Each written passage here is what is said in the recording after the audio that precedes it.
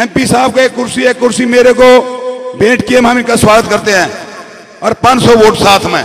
धन्यवाद। हमारे बीच में हमारे समालका हल्के से कांग्रेस पार्टी के हमारे प्रत्याशी आपके होने वाले बड़े बहुमत से जिसको आप आशीर्वाद जिनको भेजकर आशीर्वाद देकर चंडीगढ़ भेजने का मन बना चुके हैं, हमारे भाई धर्म सिंह छोकर जी, हमारे आदरणीय सतपाल ब्रह्मचारी जी, हमारे भाई यहाँ से लोकसभा के प्रत्याशी दिव्यांशु बुद्धिराजा जी, सभी पितातुल्य बुजुर्ग नौजवान साथी, माताएं बहनें,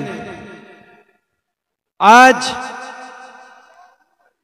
जिस घड़ी का आप बहुत लंबे अरसे से इंतजार कर रहे थे वो घड़ी आ गई है। बीजेपी की ये सरकार, अत्याचारी सरकार, अहंकारी सरकार, इस सरकार से जिससे आप दुखी हो लिए थे कि नहीं हो लिए थे दुखी? बीजेपी की इस सरकार से छिक लिया, कसर बाकी रह रही है।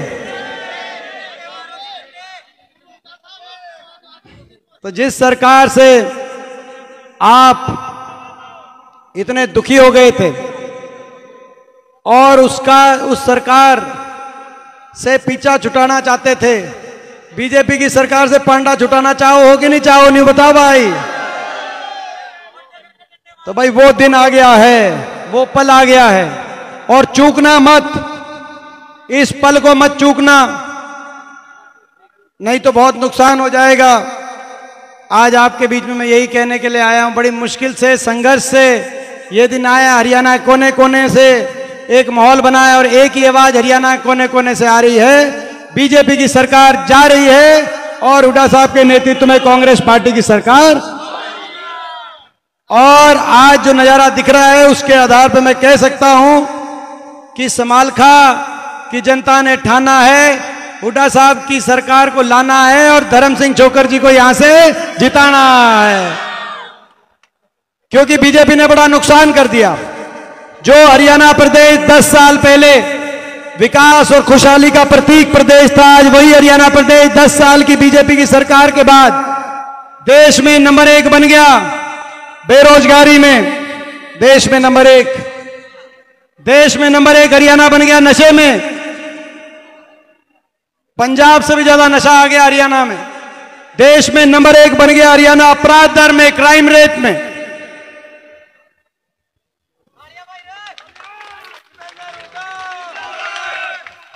देश में हरियाणा अपराध में, बेरोजगारी में, नशे में आगे निकल गया। बेरोजगारी और महंगाई ने आज हर घर के बजट का नुकसान कर दिया, हर नागरिक को उलझा दिया। बीजेपी की ऐसी सरकार आई 10 साल की, हर नागरिक को उलझा दिया। कहीं पोर्टलों में किसी को उलझा दिया, पोर्टल में किसी को उलझा दिया, कागजों में, आईडी में, फैमिली आईडी, प्रॉपर्टी आईडी, पहचान पत्र, पोर्टल, अपने कागज ठीक कराने के लिए अधिकारियों के चक्कर काटे जाओ।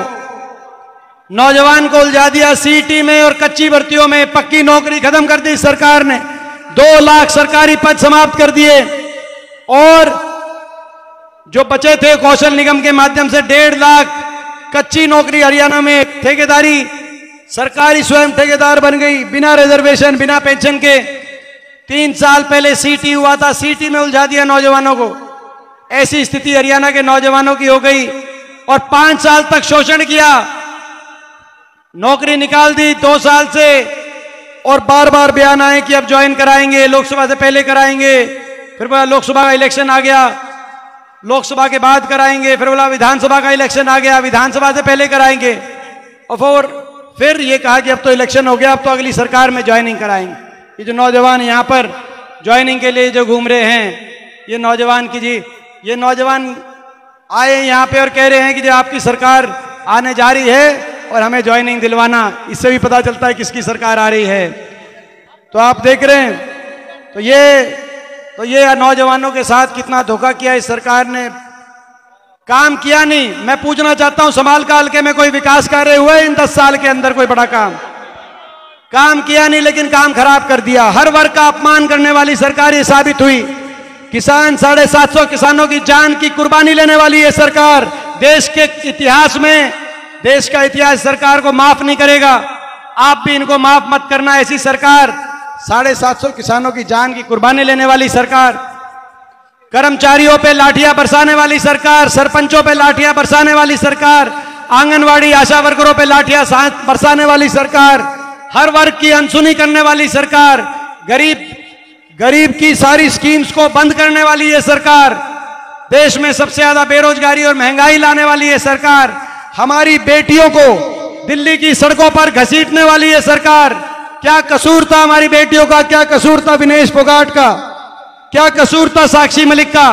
केवल वो न्याय मांग रहे थे, और न्याय मांगने की कितनी बड़ी सजा। 6 महीने तक एफआईआर भी नहीं दर्ज करी दिल्ली ने।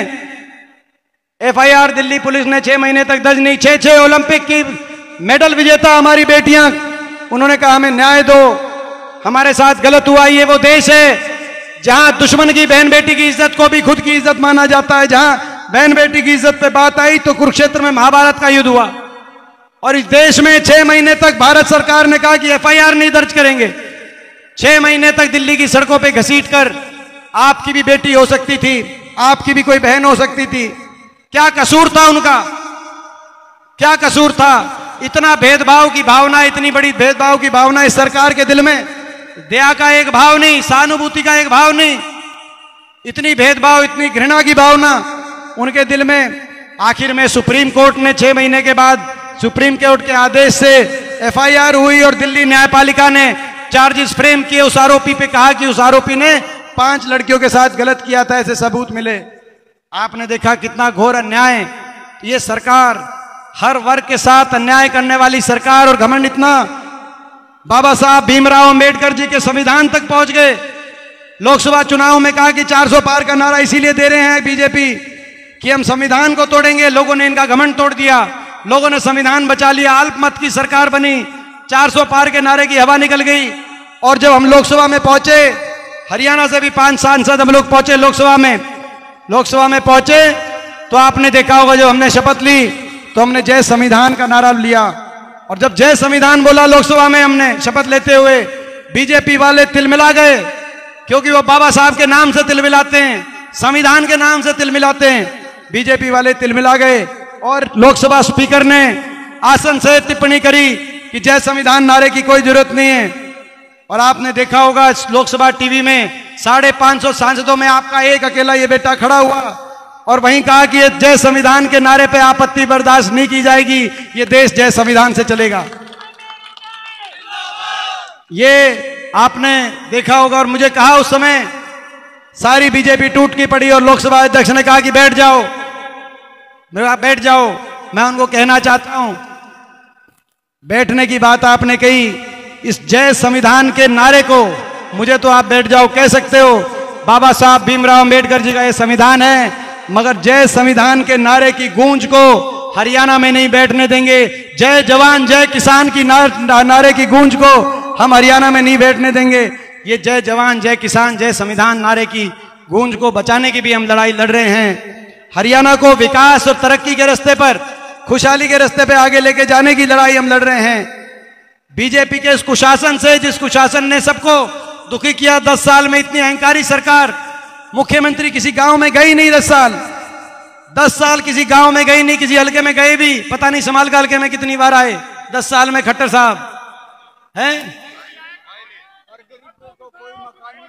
अब आप देखो, खट्टर साहब समाल का हल्के में आए ही नहीं 10 साल में, 10 साल में नहीं आए। और अगर आए नहीं, और अगर ऐसे लोगों को मौका मिल जाओगे तो ये कहेंगे संभाल का तो हल्का है जहां बिना जाए वोट मिलती है। फिर तो जाने की काम कितने किए होंगे आप अंदाजा लगाओ, इनको दर्द कितना होगा आपका आप अंदाजा लगाओ। ये हमारा इलाका आपको याद होगा, जब अपनी सरकार थी, आप जिस दिन बुलाते थे वहीं अगले दिन वहां खड़े मिलते थे, चाहे हुड्डा साहब आए चाहे हम आए। और छोकर साहब तुम्हारे घर के आदमी हैं, ये हाथ पकड़ के जहां लेके जाते थे वहां पे हम पहुंचते थे और विकास काम के लिए जो भी हल्के की तरफ से बात आती थी उसको पूरा कराने की कोशिश करते थे। यहां तो 10 साल चंडीगढ़ से ही नहीं निकले, इतना अहंकार और इतना घमंड इस सरकार को। बाबा साहब के संविधान तक घमंड पहुंच गया, जय जवान जय किसान के नारे तक घमंड पहुंच गया। तो मैं आज आप सबसे के पूछना चाहता हूं, पूरे हरियाणा में आज कांग्रेस के पक्ष में माहौल है, बड़ी लहर कांग्रेस पार्टी की बनी है। मैं पूछना चाहता हूं समालखा में क्या करोगे?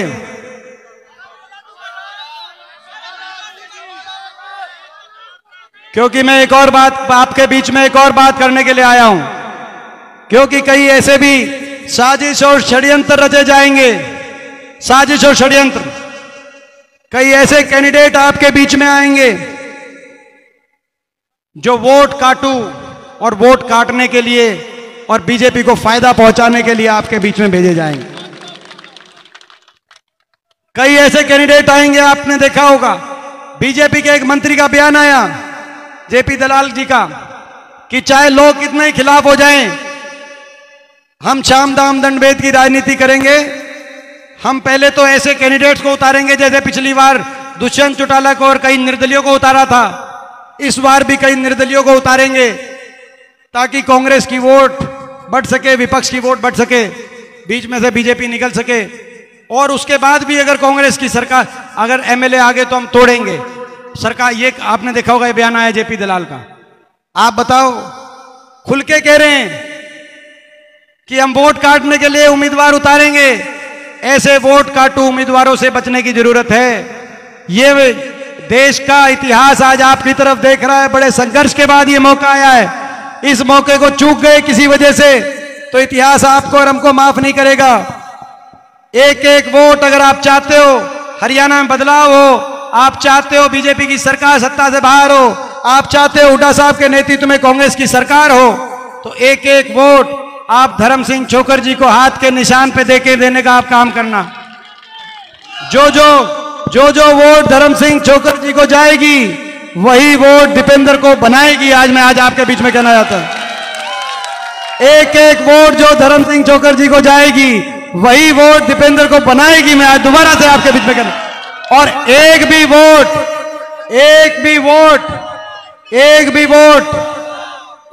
वोट किसी वोट काटू उम्मीदवार निर्दलीय के खाते में जाएगी, वही वोट बीजेपी को फायदा पहुंचाएगी। आज मैं ये कहने के लिए आपके बीच में आया।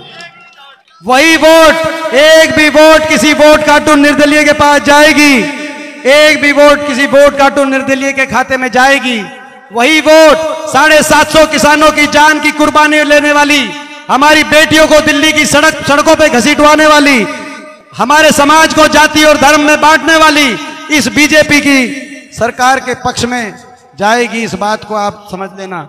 ये लड़ाई बड़ी मेहनत से लड़ाई करके इस कश्ती को यहां तक लेके आए हैं। इस कश्ती को संभाल के रखना, कोई भूल मत कर देना, नहीं तो इतिहास आपको और हमको माफ नहीं करेगा। मेरी बात समझ गए कि नहीं समझ गए? और भाई, तो पहली बात तो ये है। दूसरी बात जो उन्होंने बीजेपी के मंत्री ने कही कि हम वोट काटू उम्मीदवार छोड़ेंगे ताकि कांग्रेस की सरकार ना बने, तो पहली तो मैंने वोट काटू उम्मीदवार की बता दी। दूसरी उन्होंने कहा कि अगर एमएलए भी आ गए तो भी हम तोड़ लेंगे। इसीलिए धर्म सिंह छोकर जी को जिताना जरूरी है, इसीलिए इनको जिताना जरूरी है।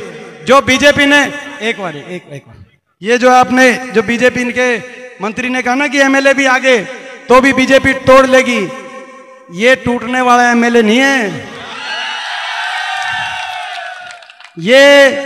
ये हमारे घर के आदमी हैं, ये हमारे परिवार के सदस्य,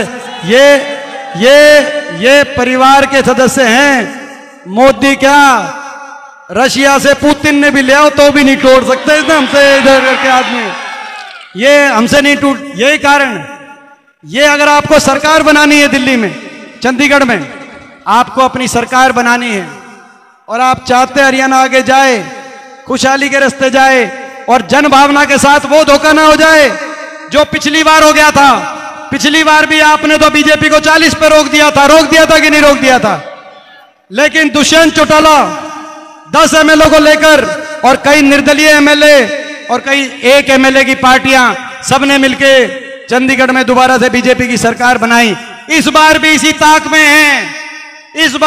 ताक में है कि कुछ निर्दलीय उम्मीदवार या तो कांग्रेस के समीकरण खराब करें या कोई और निर्दलीय उम्मीदवार आ जाए।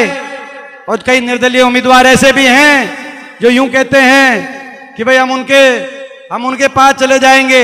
मैं उनसे कहना चाहता हूं जो आज हमारा नहीं हुआ आगे क्या होगा हमारा, मैं उनसे भी कहना चाहता हूं जो ईब नहीं हुआ वो आगे क्या होगा। ये समझने की बात है, आप समझ रहे हो। तो ये धोखे में मत रह जाना, धोखे में रहे तो आपका और हमारा नाम इतिहास भूल जाएगा। धोखे में मत रहना। एक एक वोट जो धर्म सिंह छोकर जी को आप हाथ के निशान पे दोगे भाई, एक एक वोट वो दीपेंद्र की झोली में जाएगी। आज मैं कहा तो आज ये संकल्प समालखा हल्के में जो आज रिकॉर्ड तोड़, आज इतनी गर्मी में रिकॉर्ड तोड़ उमस में और रिकॉर्ड तोड़ हाजिरी में जो आप सब यहां पर जिस जोश के साथ आए हैं, जीत तो आपकी निश्चित दिखाई दे रहा है। कांग्रेस की सरकार हरियाणा बनने जा रही है। कांग्रेस की सरकार बनते ही हर वर्ग के लिए हम कार्य करेंगे। सबसे पहली कलम से अपने बड़े बुजुर्गों की 6000 बुढ़ापा पेंशन देश में सबसे ज्यादा करने का काम करेंगे। हमारी माताओं और बहनों को 500 रुपए में गैस का सिलेंडर और बुढ़ापा पेंशन से 60 साल से कम की हमारी माताओं बहनों के लिए 2000 रुपए के प्रति माह रसोई खर्च दिलवाने का काम करेंगे। महंगाई इतनी कर दी बीजेपी ने। बिजली उपभोक्ता को 300 यूनिट बिजली में राहत देने का काम करेंगे। किसान को एमएसपी की गारंटी और एमएसपी गारंटी के साथ साथ आपको याद होगा 10 साल की हुड्डा सरकार, कांग्रेस पार्टी की सरकार, किसान को कभी आंदोलन नहीं करना पड़ा था। वो यूं नहीं करना पड़ा था कि सही भाव मिला था और किसान की सुनवाई हुई थी। मंडी में अच्छी सुनवाई हुई, सही भाव मिला। जो नारा आपको याद होगा, क्या नारा था? जीरी गई और डंके की चोट पर 10 साल तक और आगे भी ये जो ईख खड़ा है, ये जो गन्ना खड़ा है, आगे भी डंके की चोट पे जब आपकी सरकार बनेगी, जब तक सीजन आएगा, देश में सर्वाधिक गन्ने का भाव अपने किसान को दिलवाने का हम काम करेंगे। गरीब आदमी के लिए 100-100 गज की प्लॉट की स्कीम, ऐसी समाज, बैकवर्ड समाज के हमारे परिवारों के लिए जो बीजेपी ने आते ही जो स्कीम रद्द कर दी, गरीब की सारी स्कीम्स बंद कर दी इन्होंने। 100-100 गज के प्लॉट की स्कीम गरीब आदमी के लिए हम शुरू करवाने का काम करेंगे। और साथ में इंदिरा आवास योजना में 3.5 लाख तक की आर्थिक सहायता से जरूरतमंद को मकान दिलवाने का हम काम करेंगे। और साथ में राजस्थान की कांग्रेस सरकार के तर्ज पर, गहलोत सरकार के तर्ज पर हरियाणा में भी चिरंजीवी योजना 25 लाख तक, जो अगर किसी की हारी बीमारी में अगर इलाज पर घर घर बर्बाद हो जाते हैं, कोई ऐसी बीमारी हो जाए जिसके इलाज में ज्यादा खर्चा लगे, तो 25 लाख तक का खर्च सरकार से सहायता के रूप में दिलवाने का हम कार्य करेंगे। ये सारे हमारे कांग्रेस पार्टी। और 2 लाख पक्की सरकारी नौकरी। और जो ये ज्वाइनिंग की बात कर रहे हैं नौजवान कि ज्वाइनिंग दो, क्योंकि बीजेपी ने तो पिछले 2 साल से इतना शोषण किया इनका, कहा कि अब ज्वाइन कराएंगे, तब ज्वाइन कराएंगे। इतनी हजार, खट्टर साहब कह रहे थे 60,000 नौकरी, फिर कहा कि 50,000 नौकरी, और इतनी इनकी सारे इनके टेस्ट करा दिए लेकिन ज्वाइनिंग नहीं कराई। पहले कहा लोकसभा से पहले, फिर कहा विधानसभा से पहले। जैसे सनी देओल की एक पिक्चर आई थी, क्या पिक्चर थी? उसमें क्या बोला था? तारीख पे तारीख, तारीख पे तारीख, तारीख। और इन नौजवानों को हम कहना चाहते हैं, कांग्रेस की सरकार आते ही मेरिट पे आपको नौकरियां मिलेंगी, और मेरिट पे नौकरियों में मिलेगी आपको ज्वाइनिंग पे ज्वाइनिंग, ज्वाइनिंग पे ज्वाइनिंग, ज्वाइनिंग पे। जल्द से जल्द आपको ज्वाइनिंग दिलवाएंगे। तो भाई ये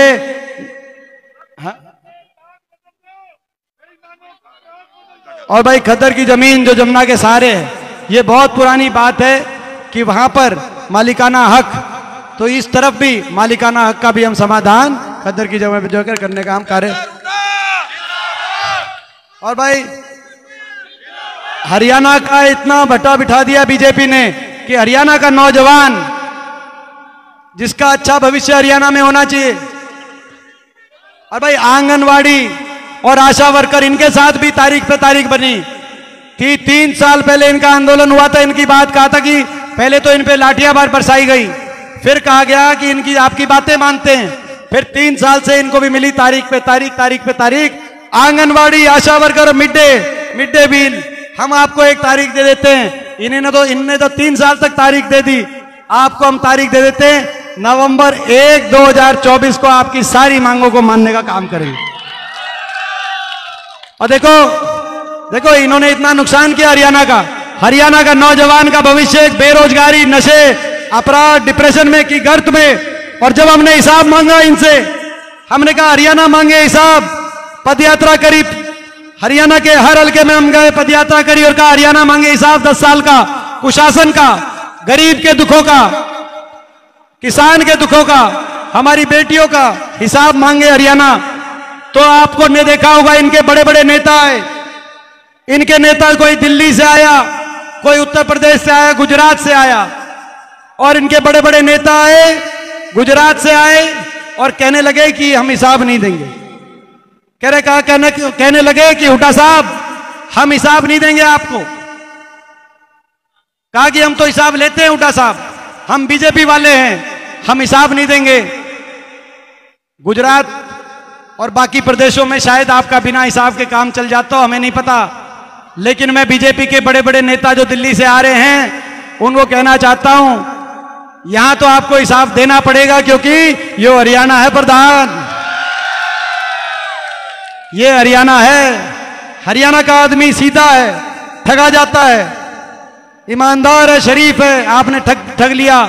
लेकिन जब ठगा जाता है हरियाणा का आदमी, तो जो ठग के जाता है उससे हिसाब लेना भी जानते हैं, उसका हिसाब चुकता करना भी जानते हैं। हरियाणा को आगे लेके जाने की इस लड़ाई में समाल का हल्का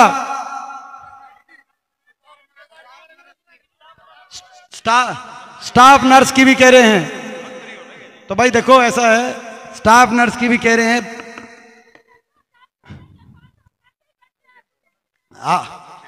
बहुत दुखी स्टाफ नर्स, बहुत दुखी है हमारी बहनें स्टाफ नर्स। तो स्टाफ, आप सबको ये पता है, आप बहन जी आप सबको पता है, आप इनको भी जानते हो और हमको भी जानते हो, कोई बात बोलने से रह भी जाएगी, आपको पता है। दीपेंद्र के पास तो आप तो कोई रह भी गई तो हाथ पकड़ के दस्तखत करा सकते हो, ये इनमें हमें फर्क है। आप तो ये फर्क है। ये आपकी सरकार बनने जा रही है हरियाणा में, भाई समाल का हल्के से मैं पूरा विश्वास रख के जाऊं कि समाल का हल्के की एक एक वोट जब गिनती हो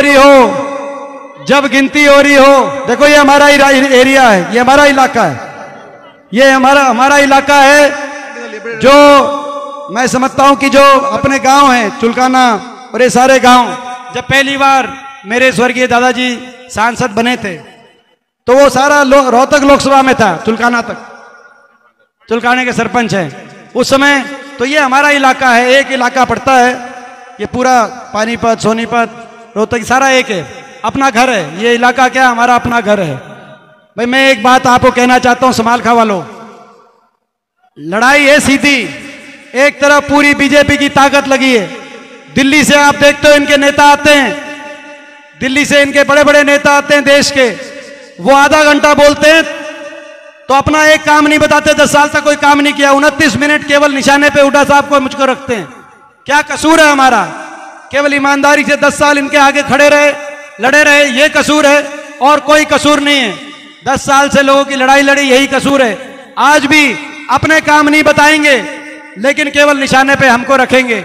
आज मैं अपने घर में समालखा में आपसे एक बात कहना चाहता हूं, एक एक गांव से आपसे बात कहना चाहता हूं, जब गिनती आए और गिनती निकले, देश में गिनती फ्लैश हो रही हो समालखा से, भाई तुम अब हमारे अपने घर में पीठ पीछे वार मत होने देना, समझ गए? पीठ पीछे का मतलब है वोट काटो उम्मीदवार, पीठ पीछे वोट काटो उम्मीदवार कोई निर्दलीय। भाई हमारे अपने घर में जब ये जो दिल्ली से बड़े बड़े नेता आ रहे हैं हमको निशाने पे रख के, वो जब समालखा की गिनती की तरफ देखें तो भाई समालखा में तम हुड्डा साहब की और मेरी कड़ तम मन्ना लगन दियो, थारे खातर छाती हम मरा देंगे। ये आज मैं कहना है हुड्डा साहब, ये पीठ हमारी कड़ में मजबूत रखियो, हमारी कमर को मजबूत रखना। भाई हमारी कमर की रक्षा करोगे कि नहीं करोगे? पीठ पीछे कोई हुड्डा साहब, समालखा की जनता विधायक बनाकर आपकी झोली में घेर देगी, झंडी लगा कर वापिस कब करोगे? बहुत बहुत आपका धन्यवाद, बहुत बहुत जय हिंद, जय राम। अब ये एक मिनट भाई, एक मिनट